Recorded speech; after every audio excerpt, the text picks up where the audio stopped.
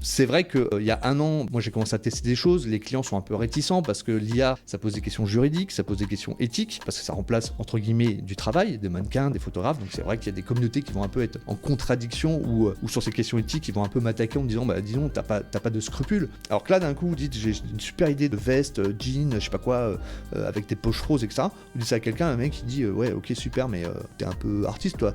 Alors que d'un coup, si vous arrivez à le prompter et à le sortir en image et vous montrer à quelqu'un, un mec qui dit, waouh, ça je veux acheter ça, c'est pas la même chose. Dans ce que tu nous as expliqué, t'es pas devenu concepteur de vidéos comme ça d'un seul coup parce que l'IA est arrivée. C'était déjà ton métier, t'étais déjà un créatif, tu savais déjà faire, tu maîtrisais des outils bien avant l'IA pour faire ça. Et ça, c'est quelque chose que je trouve important de dire que non, c'est pas parce que tu vas utiliser de l'IA que d'un seul coup tu vas devenir réalisateur de films. Aujourd'hui, c'est pas le web 4.0, c'est l'industrie 4.0 qui arrive. Quatrième révolution industrielle, puisque l'IA, elle est pas seulement dans l'image, elle est pas seulement dans l'entreprise, elle est aussi dans l'atelier, elle est aussi dans l'usine. Donc en fait, aujourd'hui, si je fais du sur-mesure sur un e-commerce, dans l'usine, je peux traiter un produit dans la chaîne de production uniquement pour ce client. Anita Lopez, dont tout le monde a parlé, Anita Lopez, il n'y a rien d'exceptionnel parce qu'elle a les cheveux roses et elle fait du fitness, donc forcément elle est un peu dénudée, mais elle gagne soi-disant 10 000 euros par mois. En fait, c'est vrai. C'est vrai. Mais pourquoi ?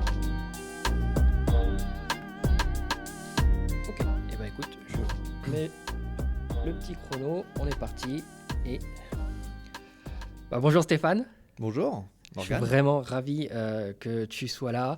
Tu es quelqu'un de très complet et très intéressant. Tu as beaucoup de choses à nous dire. Je sais que tu as très envie de parler et on va essayer de voir un petit peu tous les sujets sur lesquels notamment tu travailles, sur lesquels tu as une expertise très intéressante, orientée très IA luxe. Mais du coup, je te laisse présenter, nous dire un peu ce que tu fais. Et puis j'aime bien savoir aussi comment t'en es venu là, ton parcours, tout ça, parce que je sais que tu as un parcours assez incroyable. Donc vas-y, je te laisse nous raconter. Tout à fait. Effectivement, j'ai un parcours un peu atypique, puisque au départ, moi, j'étais plutôt voué à faire de la création artistique. En fait, au départ, je voulais être artiste peintre tout simplement ou cinéaste, hein, donc deux métiers qui n'ont rien à voir avec le digital ou avec le luxe, quoi qu'il y a des points communs quand même pour la partie création, on va dire. Ce qui s'est passé, c'est qu'en fait, simplement, c'est que quand j'ai commencé à chercher du travail, j'avais fait des études universitaires plutôt cinéma, arts plastiques, etc. Mais je suis arrivé en 98, c'était le début de l'Internet. Et j'ai rencontré un de mes clients qui s'appelle Eric Brions, que tu connais puisqu'il est déjà passé ici, Il est déjà passé. qui était un de mes collectionneurs et qui était chez Publicis. Et il m'a proposé de rentrer comme graphiste chez Publicis, ce qui s'est passé. Et donc, du coup, j'ai tout appris, en fait, comme vraiment une école de formation chez Publicis, dans la première agence Internet du groupe. Donc, vraiment tomber dans le digital dès le début. Donc, du coup, ça m'a permis de vivre toutes les révolutions. Révolution Web 1, Web 2, Web 3. Web 3, où d'ailleurs j'ai écrit un livre il y a un an, La Vague Web 3, co-écrit avec Stéphane Truffem, qui est un marketeur, un spécialiste aussi de la communication. Et donc du coup, voilà, dans le digital, la seule constance, c'est que ça change tout le temps. Voilà. Donc c'est ça le truc, donc il faut tout le temps apprendre, il faut tout le temps être en veille, il faut tout le temps être en prospective. Et effectivement, ça ne s'arrête jamais, donc on n'a jamais de vacances, puisqu'il y a eu le Web 1, le Web 2, le Web 3, la blockchain, les NFT, maintenant l'IA, demain on ne sait pas quoi. Et en fait, ça arrive très vite, on ne le voit pas venir. Donc, dans mon parcours, si vous voulez, ou si tu veux, on va se tutoyer, dans ce parcours-là, créatif, j'ai commencé d'abord aussi à m'intéresser à l'Internet comme un médium créatif. C'est-à-dire que j'ai fait du net art, j'ai fait des choses un peu comme ça, j'ai fait des installations en forme des images. J'ai même fait un premier court-métrage avec un téléphone portable pour le Festival Pocket Film, où j'ai d'ailleurs gagné le premier prix public. Ok. Et l'année suivante, j'ai fait aussi un long métrage avec un téléphone portable qui se passe au Maroc, qui s'appelle Autofiction, et qui a été diffusé au Centre Pompidou, qui est pas loin. Donc ça, c'est un peu, voilà, je prends des outils, j'expérimente avec, et puis je fais des choses, et puis après, ça marche pas, c'est pas grave, mais au moins, je tente des choses, je suis très curieux et très à l'aise avec ces nouvelles technos, même si je suis pas un geek au départ, je suis plutôt, en fait, à essayer de trouver, en fait, comment je peux utiliser ces outils sur le plan créatif. Ça, c'est le premier point. Puis après, à côté de ça, dans mon parcours professionnel, comme une fois que j'ai quitté Publicis, je me suis remis en fait, à faire un peu de la création de l'art. Mais comme j'étais un peu rentré dans ce réseau de communication, Chasser Naturel revient en galop, mes clients m'ont rappelé, etc. Et donc, du coup, les premiers clients qui sont arrivés, finalement, c'était des clients du luxe, puisqu'en 2005, j'ai fait le lancement de Terre d'Hermès. Le parfum qui venait de se lancer à l'époque sur Internet, qui avait bien marché. Donc j'ai commencé à être appelé par des maisons de luxe comme Jean-Paul Gaultier. En 2007, Métavers, premier Métavers, Second Life, on a lancé Jean-Paul Gaultier sur Second Life, on a enchaîné avec Lancôme, avec Thierry Mugler, etc. Donc on était déjà aussi dans ces choses un peu avant-gardistes. Et puis après, les influenceurs, les blogueurs à l'époque. Donc on a fait pas mal d'influences avec des marques comme Lancôme ou avec des Dior ou des marques comme ça. Donc en fait, moi j'ai commencé à construire un portefeuille de clients dans l'univers du luxe multisecteur, hein, que ce soit l'hospitalité, que ce soit la haute joaillerie, que ce soit cosmétique, beauté, etc. Et donc, du coup, au fur et à mesure, un client en appelle un autre, etc. Et nous, en fait, on se diversifie, puisqu'en fait, comme je disais tout à l'heure, c'est qu'en termes de management, c'est compliqué parce que au départ, vous avez des développeurs pour faire des sites web, ensuite, vous avez des community managers, demain, vous aurez des data scientists. Donc, les métiers changent tout le temps. C'est pour ça qu'au fur et à mesure, ma société, qui a grandi à un moment donné jusqu'à 25 personnes, je l'ai réduite aujourd'hui à 5 personnes pour être plus agile et d'avoir autour de moi, en fait, tout un champ d'experts ou de créatifs qui vont permettre à la commande, finalement, que je fidélise beaucoup mes prestataires pour qu'on puisse, au fur et à mesure, travailler ensemble sur des projets qui fassent sens en fait avec tout ça. Et donc on va revenir, donc on va arriver finalement, on va passer l'étape Web3 parce que ça c'était une aventure que j'ai vécue de 2021 à 2023 avec le métavers que je connaissais déjà avec Second Life, et donc j'ai fait beaucoup d'analyses sur ce sujet, j'ai écrit un livre sur ce sujet, enfin coécrit encore une fois toujours chez Duno, ce premier livre. Et ce qui s'est passé, c'est que quand j'ai terminé ce livre-là, en fait je me suis réveillé un peu comme dans la Matrix, en me disant wow, il y a un nouveau truc qui arrive qui s'appelle l'IA. Ouais. Et donc j'avais pris du retard, puisqu'en fait on était en février 2023, et j'ai commencé tout de suite à mettre à l'IA. Très rapidement, j'ai commencé à m'intéresser à Midjourney, ChatGPT, etc. Enfin, tous ces outils. Et évidemment, comme je suis plutôt un visuel et un créatif, je me suis surtout intéressé au texte ou image, image to vidéo, etc. Et j'ai commencé à expérimenter.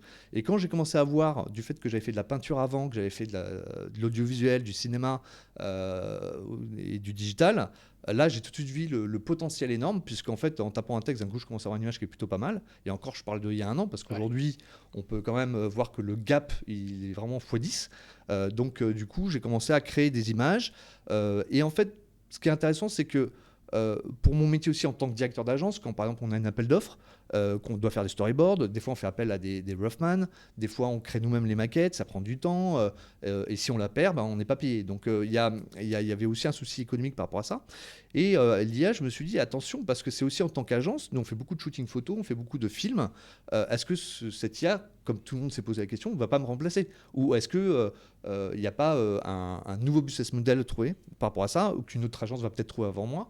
Donc très tôt, je me suis mis à une réflexion me disant comment je peux intégrer cette IA à la fois pour le quotidien, pour gagner du temps, réduire des coûts de production, et de l'autre côté, comment je peux l'amener chez mes clients pour pas qu'ils me disent ça coûte moins cher.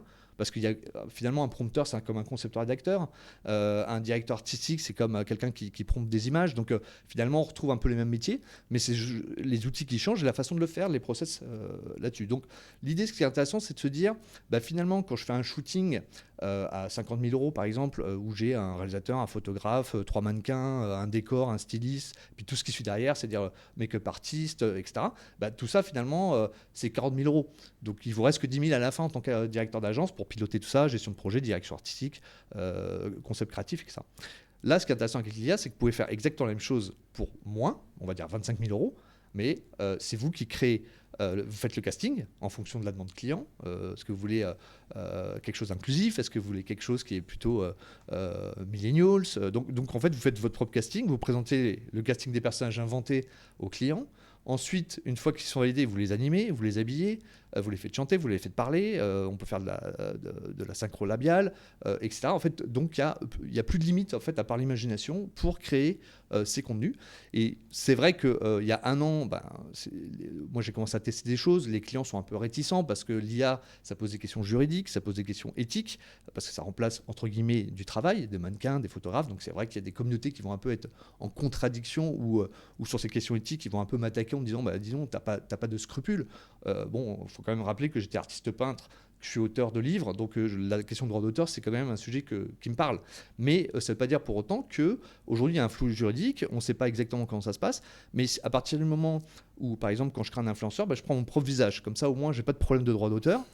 C'est mon visage, même si je suis un peu plus beau, un peu mieux habillé dans ce type de personnage, et je fais franc trop défashionné, ce que je ne fais pas du tout dans la vraie vie. C'est une façon de me décaler, de raconter des histoires et d'être dans le narratif. Et donc, je pense aussi qu'en tout cas j'en suis persuadé aujourd'hui avec plus d'un an d'exercice et de beaucoup de production entre-temps, qu'aujourd'hui c'est un vrai outil, enfin moi je le vois plus comme un médium créatif qui va vraiment amplifier, je pense, la créativité des artistes, pour une simple raison, c'est que vous allez plus rapidement à mettre en scène vos idées, ou en visuel vos idées, ou en son vos idées. Donc en fait, quand vous avez une idée qui vous tourne dans la tête, vous pouvez l'acheter directement, un peu comme quand on est peintre, on a une toile blanche, on jette directement, on crache, comme on dit, sa peinture sur la toile, et on a quelque chose qui est bien ou pas bien, mais en tout cas, on peut l'affiner, le développer, etc. Faire un prompt, c'est pareil. Au départ, on a une image de base, on ajoute un mot, on enlève un mot, ça s'améliore. Il faut avoir des compétences techniques, un bagage culturel, une culture, une direction artistique, un œil aussi pour repérer quelle est l'image qui est bien, pas bien. Et je pense que tous ces outils, finalement, ne changent en rien l'expérience et l'héritage qu'on a de sa propre formation. Ok. Alors, tu as abordé plein de sujets. On pourrait effectivement en parler pendant des heures. Je vais juste revenir un peu à la base parce que finalement, tu as développé une expertise depuis un certain temps, depuis donc 2023. Donc, bon, ça fait un an et demi. 25 ans d'expérience. On sent que tu as bien plongé dans le sujet et tu as tellement bien plongé dans le sujet que tu en as fait un livre qui est ici.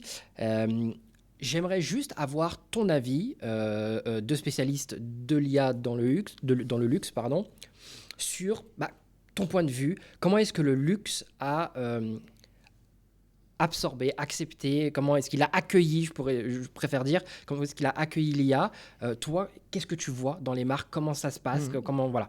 Donne-nous un petit peu ton point de vue sur ça, qui peut être le départ de plein de discussions. Oui. Alors, ce qu'il faut savoir déjà, c'est que dans le luxe, l'IA, c'est pas nouveau. Le luxe s'intéresse à l'IA depuis longtemps, depuis une dizaine d'années, on va dire. Je ne sais pas exactement les dates, mais j'en parle dans le livre, je ne les ai plus en tête. Mais ce qu'il faut savoir, c'est qu'il y a une IA, ce que j'appelle l'IA invisible, c'est celle qui est sous l'eau, enfin qu'on ne voit pas, que le grand public ne voit pas. Et il y a celle qui est visible et qui est venue avec le pape en Balenciaga, par exemple, qui est d'un coup arrive comme une image un peu ovni, et d'un coup on dit c'est quoi ce truc, et l'IA commence à faire parler les journalistes, commence à faire parler la presse, l'opinion publique, et d'un coup tout le monde dit IA c'est bien, c'est pas bien, etc. Donc il y a un débat là-dessus. Mais le luxe n'a pas attendu les médias et les critiques avant de s'y mettre, et pour une simple raison, c'est que le luxe il cherche toujours la performance, et il faut savoir aujourd'hui que les grands groupes ont des départements innovation, sont des incubateurs de start-up, donc sont très au fait par rapport au début du digital, où ils étaient des fois un peu à la traîne. Aujourd'hui, que ce soit depuis le Web3, ils étaient les premiers. Sur l'IA, ils sont quasiment les premiers. Pourquoi ? Parce qu'en fait, ils ont des veilles, ils ont des insights. Ils sont très à l'affût en fait, des nouvelles technologies aujourd'hui. Et ce sont les meilleurs là-dedans parce qu'ils développent. Les Bernard Arnault, les LVMH, les Kering, tout ça, ils sont très à la pointe. Ils ont des équipes aussi qui suivent ça. Donc du coup, ils sont plus en retard. Ils sont même en anticipation. Donc des technos qui sont arrivés il y a 5-6 ans, avant ChatGPT, etc., ont été intégrés dans l'entreprise. Quitte à un peu se planter comme sur le Web3, non ? Enfin, se planter. Quitte à se planter. Alors, il y a deux choses. C'est qu'il y a dans le luxe, il y a une dimension opportuniste. Il y a le métavers qui arrive, c'est qu'on vient coloniser le métavers en disant, regardez, je suis dans le métavers. Ça fait tomber plein d'articles de presse, ça fait parler du produit. Donc ça, c'est un coup classique, c'est premier arrivé, premier servi. Donc le luxe, c'est pionnier. Donc je suis pionnier, je tente, quoi qu'il se passe. Je vais dans ce que j'appelle moi le far web. C'est-à-dire que je vais coloniser une nouvelle planète comme ils le font avec leurs boutiques à travers le monde. Donc ça, c'est le premier point. Mais après, derrière, c'est que, évidemment, le côté opportuniste, on peut se planter. Par contre, si il y a une autre catégorie d'acteurs qui sont plus regardants, plus distants, qui analysent d'abord les autres se planter et qui vont agir au bon moment une fois qu'ils sont matures avec une feuille de route. Et ça, c'est ce que je recommande aujourd'hui avec l'IA.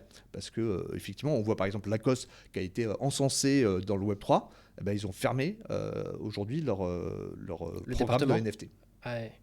Un an plus tard. Mais maintenant, on ne parle plus du Web3. Donc, c'est une affaire qui est passée inaperçue. Alors que tout le monde a dit Lacoste, best practice. Donc, vous voyez, 2 ans plus tard, le Web3, il y a encore des acteurs. Je ne dis pas que le Web3, alors attention. Je dis justement au contraire que c'est en train de se développer. D'ailleurs, les maisons de luxe continuent à le développer, notamment sur la lutte contre la contrefaçon, la blockchain, plein de sujets. Il y a une sous-jacente technique qui est la blockchain, qui est là et qui est là pour rester. C'est moins hype, mais c'est plus efficace. Sur l'IA, donc je reprends donc sur le fait que ça existe déjà dans les entreprises sur le plan, notamment sur la logistique, sur optimiser le supply chain, parce qu'il faut savoir que ces grandes maisons, des Dior, des Hermès, etc., ils ont des boutiques à travers le monde, ils font des produits artisanaux, donc fait main, et après il faut les distribuer dans les différents points de vente. Donc imagine le décalage entre une saison de mode et puis l'envoi en boutique, des fois ça peut prendre 3 mois, etc. Avec l'IA, avec l'analyse data, la prédiction des tendances de marché sur plutôt tel sac ou telle paire de chaussures, en fait, ils ont plus d'insight finalement consommateurs, ils ont plus d'insight sur les ventes des magasins, et donc du coup, en faisant l'algorithme, ils peuvent gagner du temps en fait sur les prises de décision on envoie ces produits plutôt à Shanghai, on va plutôt fermer cette boutique à Tokyo, etc., etc. Donc en fait, l'IA, c'est simplement le traitement de bases de données qui permet de faire gagner du temps, des prises de décision plus rapides dans des groupes où il y a un processus qui est plutôt lent parce qu'il y a beaucoup de hiérarchie. Donc ça, c'est un premier point. Ce qui se passe maintenant, c'est qu'aujourd'hui, l'IA est en train de devenir exponentielle, parce qu'une IA en appelle une autre, etc. Donc ça va très très vite, et on le voit dans plein de sujets. On l'a vu à Vivatech l'année dernière, chez notamment LVMH, le flagship, là,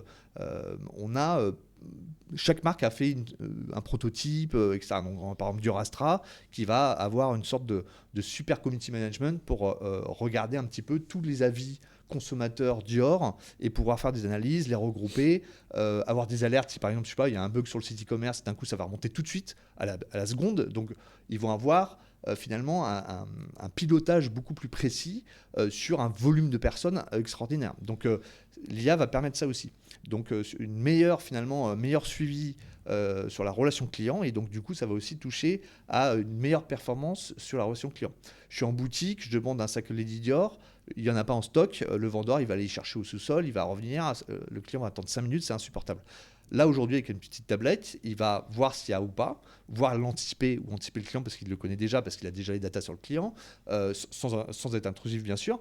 Il va pouvoir tout de suite voir si le produit demandé est là ou pas, et s'il n'est pas là, il fait un cross-selling, il dit bah, non, on n'a pas ce produit, par contre on a un produit similaire qui est celui-là, de la même gamme, etc. Donc il va aller beaucoup plus vite, le vendeur va être augmenté, et donc il ne va pas être remplacé par la machine du tout. C'est un peu le fantasme qu'on a ou le mythe qu'on a, mais c'est justement c'est que finalement des atouts, des cartes joker, cette IA, pour pouvoir améliorer le service client, pour pouvoir justement optimiser la supply chain ou en tout cas la logistique.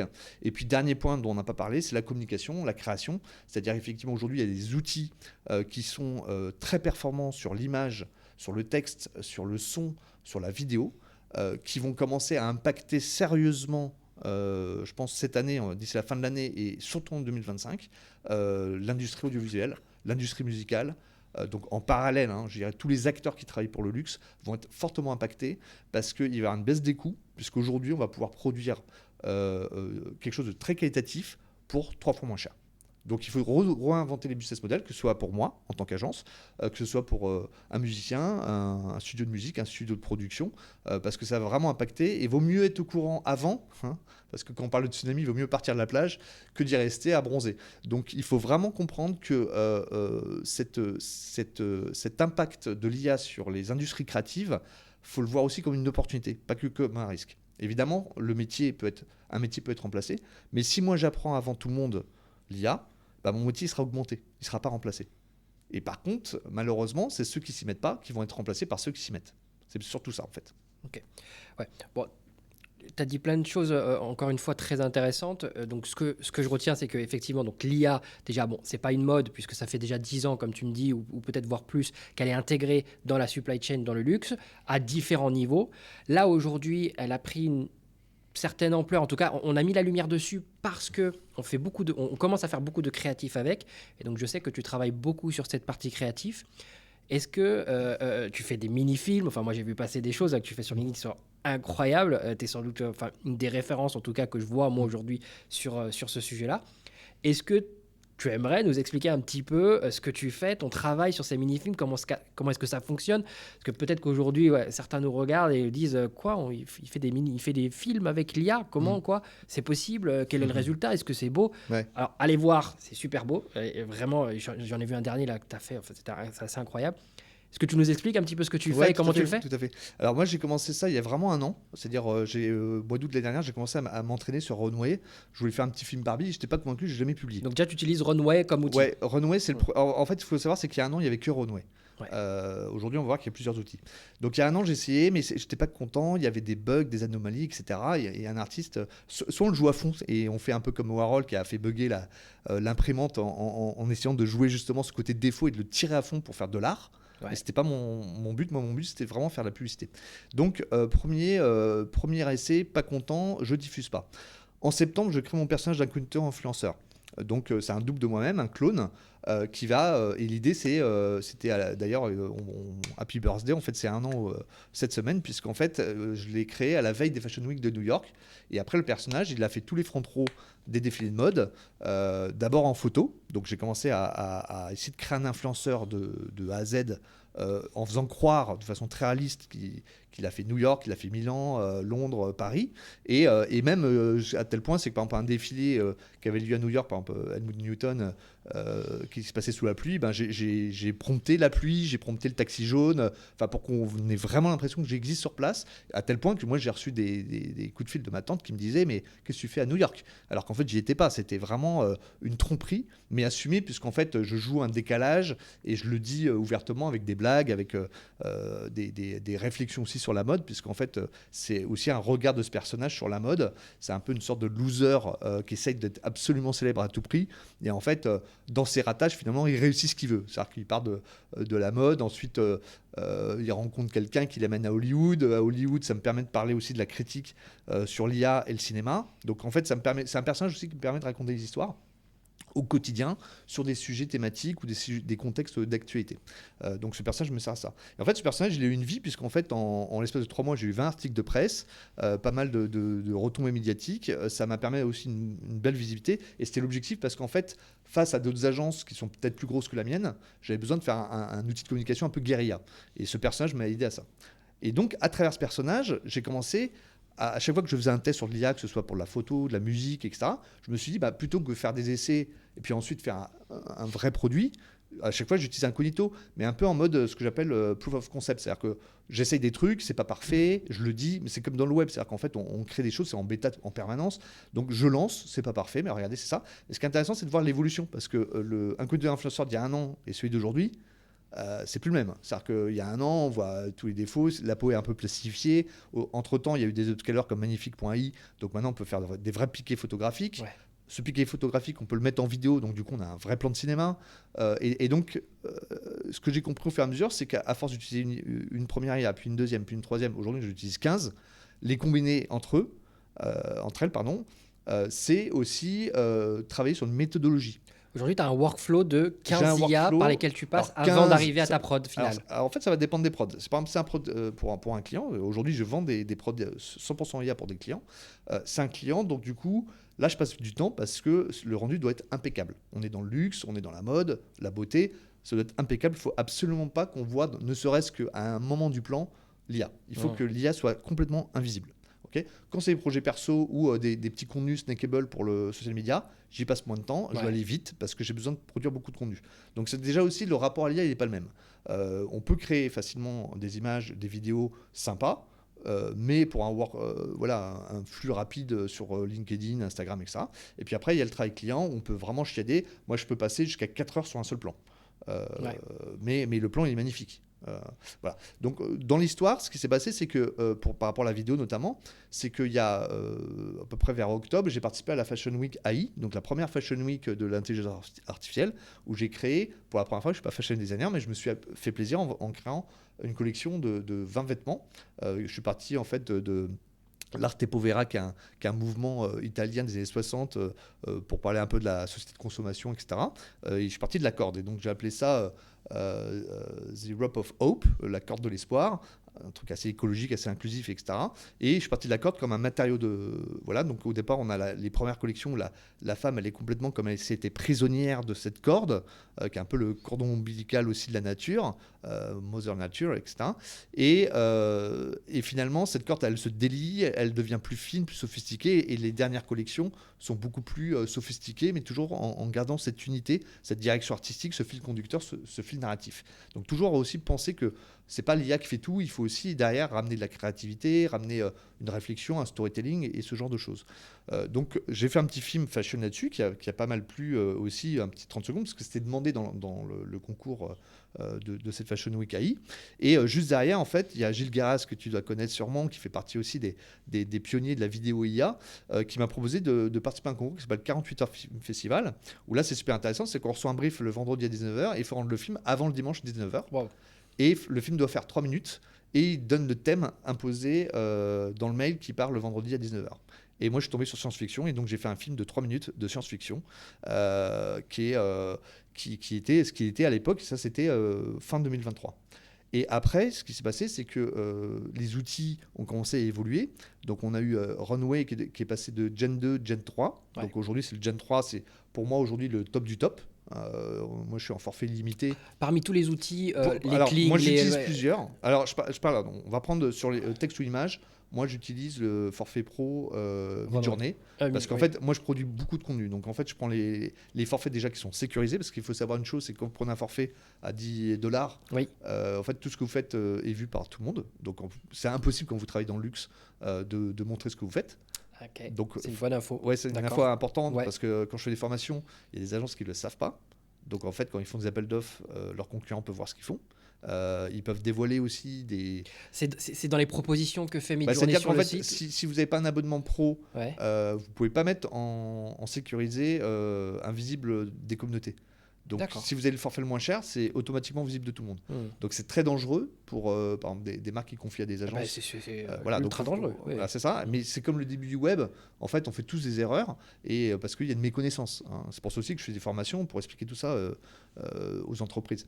Donc, l'idée, c'est que on a d'abord ces outils texte ou image. Donc, moi, je prends Midjourney parce qu'aujourd'hui, il n'y a pas d'égal. Il y a Flux One qui vient d'arriver. Flux qui vient d'essayer. Voilà. Donc, je commence à faire des tests et des comparatifs. Et c'est vrai que on va dire que la version dev là est costaud quand même. Hein. Voilà. Et de toute façon, ça change tous les jours. Ouais. Aujourd'hui, on est vraiment à une news par jour.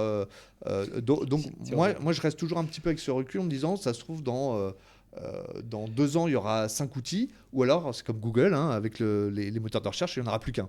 À voir. Mais pour l'instant, je teste un petit peu en parallèle tous les outils. Je passe moins de temps sur ceux qui sont un peu moins performants parce que du coup, je ne vais pas me disperser. Donc, on va dire Midjourney, c'est je commence à créer une image. Ouais. Okay, 1-2 images, etc. J'ai un plan de storyboard dans la tête. Donc, je me dis, OK, j'ai besoin de ce plan-là, ce plan-là. Donc, je fais d'abord toute une passe sur Midjourney. Une fois que j'ai les images, je les range bien dans un dossier Midjourney. Ensuite, je les repasse. Je me fais une petite session Magnifique AI pour vraiment travailler à la fois l'étalonnage. Alors, l'étalonnage, je l'ai déjà travaillé sur Midjourney puisque j'ai mis un style référence pour avoir la même unité de lumière sur l'ensemble des plans. Après, je l'upscale pour pas qu'il y ait ce côté un petit peu lissé qu'on a dans l'IA ou le côté un peu flouté, pour avoir vraiment une belle image qui est vraiment imperceptible à l'œil d'une vraie photo. Et une fois que j'ai ces belles images, je les passe une par une dans les différents outils IA vidéo. Donc, il y a effectivement Kling, il y a Luma Dream Machine qui est pas mal et qui a un très bon rapport qualité-prix parce qu'on peut faire beaucoup de volume, et Runway Gen 3 qui est beaucoup plus stable en fait sur ce que j'appelle la direction d'acteur. C'est-à-dire que par exemple, si je veux faire passer la main dans les cheveux, j'y arrive avec Gen 3. C'est-à-dire que j'ai fait incognito qui se passe la main dans les cheveux, qui retire ses lunettes de soleil. Oui, et ça, c'est impossible. Enfin, aujourd'hui, j'arrive pas à le faire sur d'autres plateformes, mais j'arrive à le faire sur Runway. Gen 3, après beaucoup d'efforts et de comprendre quel type de prompt faut amener. Et après, c'est aussi intéressant, c'est que suivant les plateformes, c'est pas les mêmes types de prompts. Non, vous copiez-coller un prompt d'une plateforme à l'autre, ça réagit pas de la même façon. Donc, il y a aussi tout un apprentissage aussi de l'écriture, de nouvelle écriture, j'ai envie de dire, pour obtenir ce qu'on veut derrière. Et puis après, il y a les outils audio, c'est-à-dire les Suno, les Udio, les Eleven Lab pour créer les voix off, pour créer, cloner des voix ou pour créer des clips musicaux. Là, je suis en train de faire un clip de rap que tu verras sûrement lundi ou mardi. J'ai hâte de voir ça. Qui est un peu, qui fait une allusion. J'avais déjà créé un clip qui s'appelle Je te prompte, je te quitte. un peu en mode Sardou-Brel, un peu pour la génération X, très enchanté comme ça, avec des messages de revendication. Et c'est toujours des histoires d'amour entre l'IA et l'homme. Donc là, je dis, on est le 6 septembre. Pour ceux qui vont vouloir aller voir ton clip, on est le 6 septembre. Il faudra remonter sur tes posts Ouais. du 6 septembre, après le 6 septembre, quoi. Voilà, et puis j'ai aussi mon compte Instagram Incognito Influenceur, et j'ai créé ma chaîne YouTube, ma chaîne TikTok. Donc tout ça, j'essaie de commencer à organiser tout ça sur les différents réseaux sociaux. Et là, le clip de rap, en fait, ça va être en gros ChatGPT. En gros, ça va être Enfin bref, je vais pas révéler parce que c'est Non, laisse-nous la encore surprise, en ouais. mode teaser, mais ça va être assez drôle. Ok. Bon, en tout cas, là, ce que tu nous racontes, ça a énormément de valeur. Tu nous racontes un petit peu ton workflow. Bon, après, derrière, il y a une technicité énorme pour arriver au résultat, parce que malheureusement, il suffit pas d'ouvrir un outil pour savoir l'utiliser, sinon ça serait trop facile. Et donc, tu t'es arrêté tu passes les différentes images dans tes outils pour faire pour les transformer en vidéo.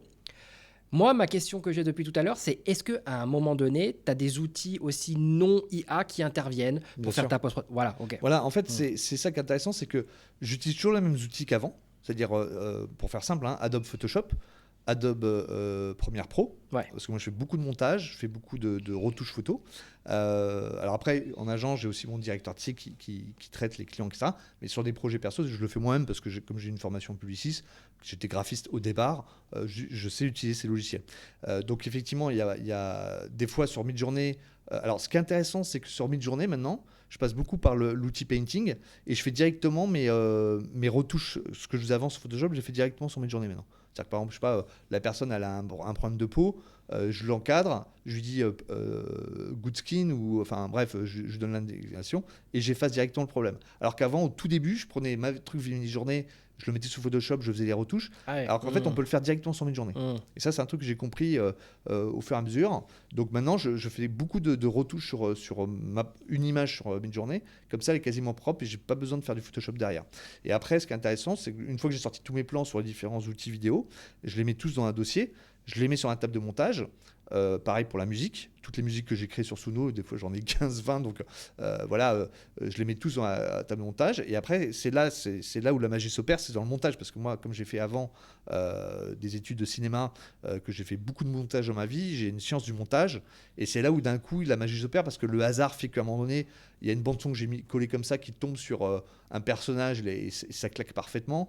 Donc c'est là où l'humain revient, c'est-à-dire qu'en fait, là, il y a l'intuition artistique, le sens du rythme, l'écriture et tous ces trucs que j'ai appris avant qui vraiment se font en finale et dans le final cut, je dirais le director's cut. Et là, en fait, le but du jeu à la fin, c'est que l'IA, pour moi, ça a été juste une façon d'aller plus vite dans la productivité, l'agilité, la création, parce que je peux mettre aussi très rapidement en image ce que j'ai dans la tête, parce que c'est un créatif, il a des choses dans la tête, il fait des croquis sur un papier, il montre à des gens, il dit je comprends pas ce que tu veux dire, parce qu'en fait c'est le dessin, c'est un croquis, on comprend pas. Alors que là, d'un coup, vous dites j'ai une super idée de veste, jean, je sais pas quoi, avec des poches roses, etc. Vous dites ça à quelqu'un, un mec qui dit ouais, ok, super, mais t'es un peu artiste, toi. Alors que d'un coup, si vous arrivez à le prompter et à le sortir en image et vous montrer à quelqu'un, le mec qui dit waouh, ça je veux acheter ça, c'est pas la même chose. Donc ça, c'est génial pour les jeunes qui veulent par exemple devenir des jeunes créateurs de mode. Moi, c'est pour ça que je suis aussi enseignant dans des écoles. Je leur dis, mais vous ne vous rendez pas compte de la chance que vous avez. Vous allez aller voir un entretien, vous savez peut-être plus que le patron. Parce que moi, je leur donne des formations IA dans les cours pratiques, en leur disant, regardez comment on fait une image, regardez comment on fait un film, etc., comment on fait une musique. Parce qu'eux, ils vont pouvoir demain faire leur collection de mode et aller démarcher avec des photos, enfin avec des mannequins, des portées, etc. Ce qui n'a plus rien à voir avec ce qu'on faisait avant, c'est-à-dire qu'on découpait, on faisait des scrapbooks et tout. On allait voir un financier et lui dire ok, vous êtes sympa, revenez me voir dans 5 ans. Là, c'est beaucoup plus efficace aussi sur le plan marketing commercial pour des jeunes qui veulent se lancer. Ça, c'est extraordinaire. J'ai une question à te poser parce que, bon, déjà, la première remarque que je veux faire, c'est que dans ce que tu nous as expliqué, t'es pas devenu concepteur de vidéos comme ça d'un seul coup parce que l'IA est arrivée et hop, d'un seul coup, tu es arrivé à devenir un grand génie de la vidéo. C'était déjà ton métier, tu étais déjà un créatif, tu savais déjà faire, tu maîtrisais des outils bien avant l'IA pour faire ça. Et ça, c'est quelque chose que je trouve important de dire que non, c'est pas parce que tu vas utiliser de l'IA que d'un seul coup, tu vas devenir réalisateur de films. Ça, c'est la première chose. Et la deuxième chose, c'est une question que je vais te poser. qu'est-ce que tu dirais quand même à tous les gens de ton métier qui font de la vidéo, qui ont peut-être un peu peur de se dire ok du coup voilà c'est fini, tu es en train de tout massacrer avec ce que tu es en train de faire, il n'y a plus besoin de savoir je sais pas filmer tout ça, plus besoin de mannequins. Qu'est-ce que tu as à leur dire pour expliquer que l'IA va pas remplacer tous ces métiers là? Alors déjà, je le dis, puisque je fais des formations, Ouais. notamment sur la partie IA et vidéo. On a une formation le 20 septembre prochain. J'ai déjà quasiment les 10 inscrits, donc ça veut dire qu'il y a de la demande. Et après, ça dépend des métiers. C'est-à-dire que, par exemple, je prends un univers qui est un peu loin du mien, mais par exemple le corporate ou l'institutionnel. Quand ils vont faire des films, ils vont acheter dans des banques d'images, ils vont acheter des plans à 300 euros, 500 euros, etc. Ils ont un budget pour acheter des plans, par exemple, je sais pas moi, un travelling au-dessus d'une forêt, un plan sous-marin, etc. Ils vont acheter des images parce que ça coûte trop cher les produire, il faut envoyer un cadreur sous l'eau, etc. Donc ça, c'est pas possible par rapport à des budgets sur des films institutionnels. Donc l'idée, c'est que plutôt que d'acheter des banques d'images à 300, vaut mieux prendre un abonnement à 95 euros limité et produire en fait des images, bien prompter ce qu'on veut, et donc d'avoir les plans de coupe qu'il faut. Et donc déjà, on fait une économie tout en préservant son métier, plutôt que d'acheter des images toutes faites par des banques d'images, qui sont en général moins bien que ce qu'on peut faire soi-même. Il faut le savoir, parce que nous, on peut être plus précis dans ce qu'on veut, dans l'image qu'on veut, avoir le plan qu'on veut, et on l'intègre ensuite dans peut-être des rushs qui ont été vraiment tournés par des équipes, etc. Donc ça, c'est le premier point. Ensuite, deuxième point, c'est que dans l'univers du luxe, de la mode, etc., tout ce qu'on peut faire, c'est incroyable parce que en fait, il n'y a pas de limite à part l'imagination. Donc, on peut imaginer des plans de fous, on peut imaginer des univers complètement barrés, etc. Alors, c'est vrai que des marques, on va dire depuis un an, ont commencé à lancer des campagnes qui ont été un peu critiquées parce qu'il y a ce côté vallée de l'étrange, il y a ce côté faux onirisme, etc. Donc, il y a un côté un peu troublant parce que ça ressemble à la réalité, mais c'est pas vraiment la réalité. Donc, ça crée un malaise. Mais aujourd'hui, c'est plus vrai. Aujourd'hui, on peut faire des images. Je peux mettre au défi de vous faire un film de mode et vous ne savez pas que c'est de l'IA si je ne vous le dis pas. Donc aujourd'hui, on a un cheveu de faire de la production audiovisuelle de grande qualité et à moindre coût. Donc c'est ça les deux éléments qu'il faut comprendre. Et je dis pas attention, donc le danger c'est le low cost, c'est la fast fashion de la production vidéo. Ouais. Moi je dis pas ça. Moi ce que je dis c'est c'est pas loss control, c'est cost control et high quality. C'est-à-dire qu'en fait le but du jeu c'est de ramener de la haute qualité, mais à moindre frais. Un peu comme si vous avez le bon rapport qualité-prix de l'IA. Parce que effectivement, vous allez payer moins de gens, etc. Donc, mais vous allez produire une image de qualité qui va coûter moins cher. Donc du coup, vous n'allez pas la vendre plus cher. Vous allez la vendre au bon prix parce que si vous passez une journée à faire un seul plan, vous vendez une journée d'un concepteur-rédacteur, d'un directeur artistique, comme en agence classique. Donc en fait, ça n'enlève en rien la partie travail humain. Parce qu'un plan, on ne l'obtient pas du premier coup. C'est pas en appuyant sur un bouton, je fais un prompt en disant une jeune femme prend un café à Paris, que je vais avoir exactement l'image de luxe type Kate Moss pour une pub Longchamp au Café de Flore. Donc non, faut avoir l'œil artistique, faut avoir la référence de lumière, faut avoir le type de décor qu'on veut, il y a de la retouche à faire. Voilà, donc ça prend du temps. Il ne faut pas croire que c'est automatique. Par contre, ça coûte moins cher parce qu'effectivement, comme je dis, on n'a pas toute la logistique, toutes les équipes techniques qui vont avec. Voilà, donc c'est tout à fait faisable. Et donc après, effectivement, je sais qu'il y en a qui vont me dire que on remplace des métiers, etc. Oui. Ce qui est vrai, mais en même temps, on n'y peut rien. C'est-à-dire que c'est la modernité qui veut ça. Il y a des métiers par le passé qui ont été remplacés. Je prends un exemple très simple dans la mode, justement. Avant, les couturières, au moment de l'arrivée des machines à coudre, ont été virées des usines. Un an plus tard, on les a tous ramenés parce qu'on avait besoin des couturières avec des machines à coudre. Donc vous voyez, c'est que la technologie, à un moment donné, elle arrive, elle enlève des métiers, et à un moment donné, on a besoin de nouveaux métiers ou de nouvelles compétences, je dirais plutôt. C'est-à-dire que la couturière qui faisait à la main, après, avec la machine à coudre, elle a appris à produire plus vite, mais elle a appris. Et elle a retrouvé du métier. Et du volume de métier. Donc c'est tout ça que je veux dire, c'est qu'il y a une appréhension, ce qui est normal, parce que c'est une nouveauté, et la techno, et souvent la techno est froide et fait peur, et on est aussi un inconscient collectif avec les Terminator, tous ces films de science-fiction.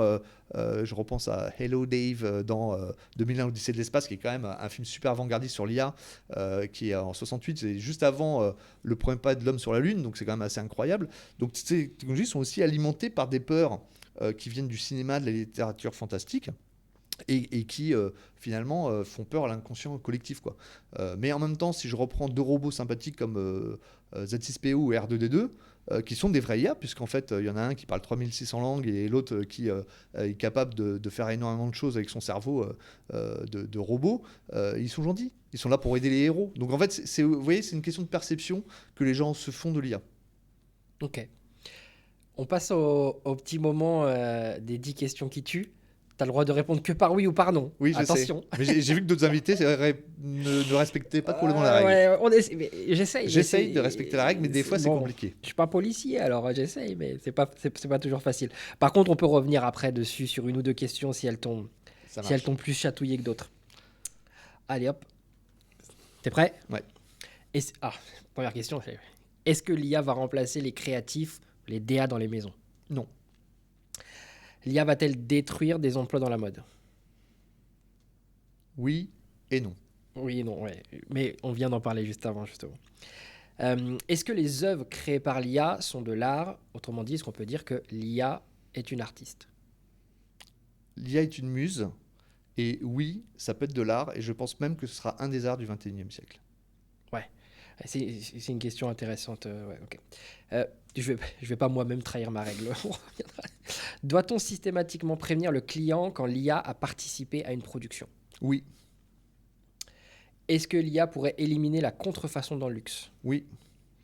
Est-ce que l'IA va tuer le savoir-faire traditionnel dans le luxe? Non.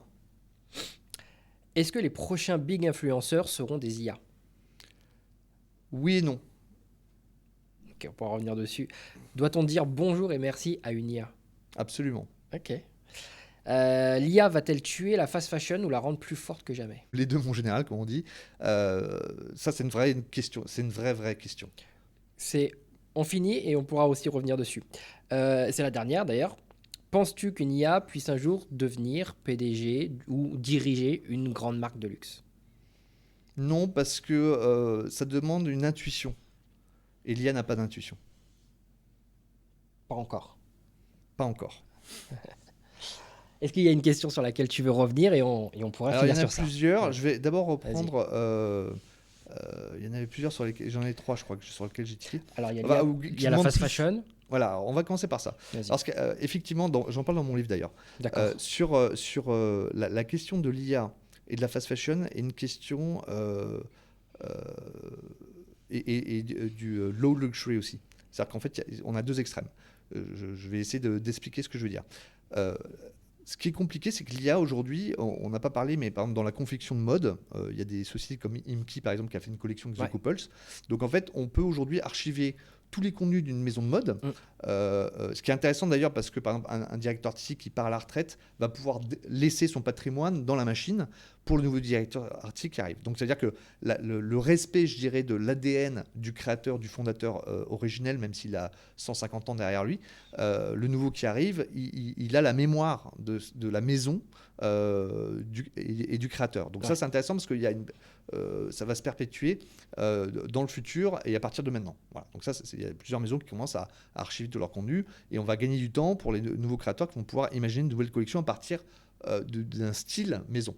Donc ça, c'est une chose intéressante. Mais le problème, c'est que les fast fashion, quand là, on va arriver sur toutes les saisons Fashion Week, l'IA va scanner tout ce qui se fait, tout ce qui a été plébiscité sur les réseaux sociaux, etc.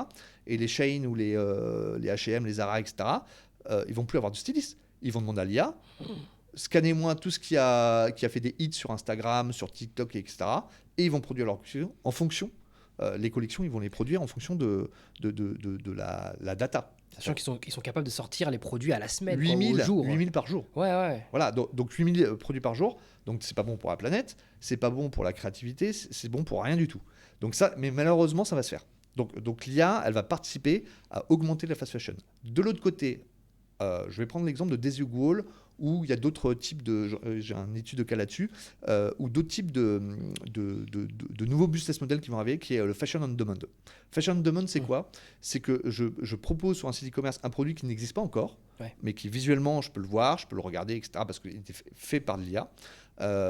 Et s'il me plaît, je clique, je l'achète, mais je ne le reçois pas sous 48 heures, je le reçois dans 8 mois. Et pendant les 8 mois, on me fait le storytelling de la fabrication du produit. Ouais. Donc je reviens finalement à l'origine de ce qui était une commande de luxe, Absolument. même si je vais payer 200 ou 300 euros.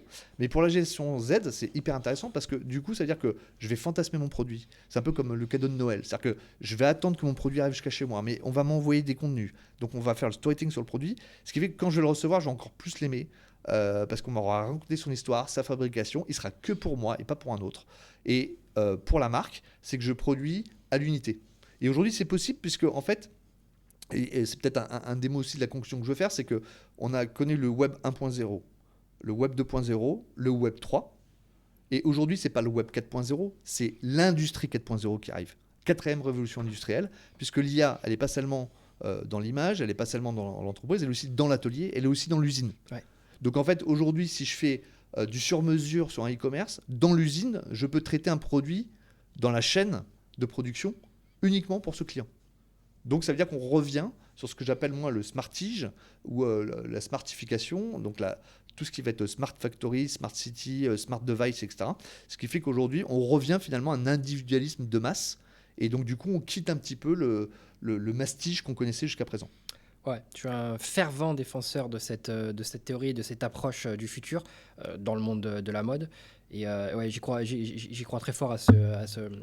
Mais par contre, je mets une petite nuance toujours à chaque fois sur ça. Moi, j'ai l'impression qu'on va quand même se bipolariser. On va avoir un pôle, comme tu viens d'expliquer, mais quand même un pôle où on va continuer à faire du gros volume en fast fashion. C'est ce que Voilà. j'ai dit aussi. Hein. Ouais, voilà, Ouais. ouais. On revient, c'est vrai que c'est Ouais. vrai que c'est ce que tu as dit. Voilà. C'est effectivement, il va y avoir les ouais. deux extrêmes qui Ouais. vont coexister. C'est ce que tu as dit, c'est vrai. Et comme ça existe aujourd'hui, mais ça va effectivement être encore plus extrême. Mm. Dans les deux cas, entre le côté low luxury et le côté fast fashion, on va encore avoir des écarts énormes là-dessus. Et deuxième point sur lequel je veux revenir, c'est les influenceurs virtuels. Oui. Et je suis au premier là, je peux en parler parce que j'ai mon propre clone d'un communauté influenceur qui est, on va dire, un des premiers influenceurs virtuels. Alors, c'est plutôt, je dirais pas un influenceur parce qu'il n'a pas non plus, il a 1000 abonnés sur Instagram, donc c'est pas non plus, mais il a quand même une influence B2B sur ma communauté, dans le luxe, etc. Puisque j'ai gagné un prix par rapport à ça, parce que j'ai fait aussi des remises de prix avec ce personnage, j'ai fait des conférences avec ce personnage, donc il a une existence quand même à part entière. Mais ce que je veux dire par là, c'est qu'il y a aussi un danger sur ce point-là. C'est-à-dire qu'aujourd'hui, on va dire une jolie fille Instagrammeuse, etc., vraie ou fausse, on ne fera plus de différence. Donc, ça veut dire que des esprits mal intentionnés peuvent créer des influenceurs ou influenceuses virtuelles, jolies filles habillées en luxe, en mode, etc., sans le dire, et être suivies par des millions de followers sans qu'ils le sachent, etc. Aujourd'hui, ce qu'on voit, c'est que la mauvaise pratique, c'est que des entreprises créent des fausses, je vais dire influenceuses, parce que globalement, c'est plutôt des jolies filles, plutôt dénudées, qui ont tout de suite énormément de followers, ce qui n'est pas mon cas.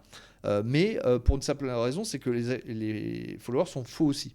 C'est-à-dire qu'ils sont achetés pour booster en fait la visibilité de ces influenceurs. On a vu Ainita Lopez, dont tout le monde a parlé, et le problème c'est que ça leur fait la publicité. Mais Ainita Lopez, il n'y a rien d'exceptionnel parce qu'elle a les cheveux roses et elle fait du fitness, donc forcément elle est un peu dénudée, mais elle gagne soi-disant 10 000 euros par mois. Ouais, j'ai vu ça, mais bon. Non, mais si, en fait c'est vrai. C'est vrai. Mais pourquoi ? Parce qu'en fait ils envoient des nude pics aux abonnés. Donc en fait c'est ça où je fais l'argent, c'est pas dans les collabs avec les marques, c'est qu'en fait c'est du soft porn. C'est-à-dire qu'en fait derrière, Elle a un compte mime ou elle a un OnlyFans. compte sur OnlyFans, etc. Et vous payez $3, ça devient votre girlfriend. Vous payez $25, ça devient votre super girlfriend. Et en fait, en fonction de l'abonnement que vous payez, vous êtes de plus en plus de soft porn, quoi. En gros, des dénudés, des lingeries, genre de ça. Et il y a un public apparemment pour ça. Donc là, on arrive Qui aussi... savent ou pas que c'est une IA ? Qui savent que c'est une IA. Ok. Mais je sais pas, c'est une sorte de fantasme, etc. Ouais. Donc alors c'est plutôt féminin pour l'instant, il n'y a pas trop de boys band ou ce genre de choses pour l'instant, à part Incognito bien sûr. Mais voilà. Donc moi mon approche c'est plutôt pour justement défendre la French Tech et puis aussi de donner un regard un petit peu acerbe sur la mode ou par ce personnage en fait. Ça me permet aussi d'amener ma critique, ce que je peux pas faire en tant que directeur d'agence travaillant pour le secteur. Ça me donne un décalage, ça me permet aussi de raconter des histoires différentes. Et ça me fait aussi une sorte de récréation dans un monde qui est un peu plus codifié. Voilà. Et je pense effectivement que s'il y a un storytelling, s'il y a un vrai personnage, même une incarnation de marque, une incarnation de parfum, etc., qu'on fait exister un personnage, mais qu'on lui raconte vraiment une histoire, qu'on a un privilège contenu, qu'on a un calendrier éditorial, là oui, l'influenceur virtuel, il peut devenir intéressant. Ce qui a déjà été le cas avec Lily Michela, avec tout ce qui était CGI, et qui finalement va être un peu ringardisé par l'IA, puisqu'aujourd'hui on peut faire quelque chose encore plus réaliste, mais en conservant un peu ces mêmes attributs, c'est-à-dire je raconte des histoires, je fais des contenus régulièrement, c'est finalement comme un personnage de Netflix ou un protagoniste de film que je suis ses aventures, et ça peut même devenir un ambassadeur de marque, c'est-à-dire qu'une marque peut créer son égérie virtuelle et lui faire raconter des histoires sur les réseaux sociaux, ce qui peut être d'ailleurs aussi une logique économique très intéressante. On va devoir finir sur ça, mais on a dit beaucoup de choses intéressantes. Je te laisse conclure, peut-être nous dire où est-ce qu'on peut trouver ton livre. Je crois qu'il est en train de sortir là actuellement, donc début septembre. Où est-ce qu'on peut aller voir tes vidéos parce qu'elles sont vachement bien et te suivre comme ça sur la durée. Dis-nous tout. Ouais, alors du coup je m'adresse à la caméra. Le livre va sortir le 18 septembre, donc je pense que ce sera avant la diffusion de ton podcast. Ça sera fin septembre, donc un petit peu avant. Ouais. Voilà, donc le livre sort le 18 septembre. Donc vous pouvez le retrouver à la Fnac, Amazon et dans les bonnes librairies, bien sûr. Pour tout ce qui est contenu, il y a évidemment là où je vais le plus souvent poster des choses, c'est sur ma communauté LinkedIn. Donc vous pouvez me suivre sur Stéphane Galliani. J'ai créé mon compte Instagram qui est Incognito Influencer Project. Voilà, il a maintenant 1 an d'existence. Et là, je viens de sortir la chaîne YouTube parce que je commence à faire de plus en plus de vidéos IA. Donc la chaîne YouTube qui est toujours Incognito Influencer. Et le compte TikTok qui pour l'instant, je publie de façon plus légère, mais c'est l'ambition pour 2024-2025 d'harmoniser en fait tous ces espaces d'expression avec des contenus qui soient bien packagés à chaque fois en fonction des sujets. Par exemple, si je fais un clip, je vais plutôt le mettre sur TikTok. Si je fais des photos plutôt sur Instagram. Enfin voilà, je vais essayer de trouver, de mieux organiser mes contenus au fur et à mesure. Mais là, je suis toujours dans le test and learn. Donc, et puis ça demande beaucoup de temps. Donc pour l'instant, je suis encore en train d'expérimenter tout ça. Mais ça va s'aligner, je pense, sur la fin de l'année et l'année prochaine. TikTok, c'est Stéphane Guiliani ou Incognito? C'est toujours Incognito. Incognito sera la marque de fabrique des contenus que je vais produire. Eh ben, merci beaucoup Stéphane. Voilà, merci à toi. C'était vraiment un vrai plaisir, tu as plein de choses à dire. De même. Et donc si on veut continuer les sujets avec toi, si certains veulent te parler de choses sur LinkedIn, on te contacte, sans problème. Ça te va? Ouais, en général, je suis très LinkedIn et puis j'ai beaucoup je fais beaucoup de contacts avec des gens que je vois après dans la vraie vie. Oui. Voilà, parce qu'on a un petit milieu finalement.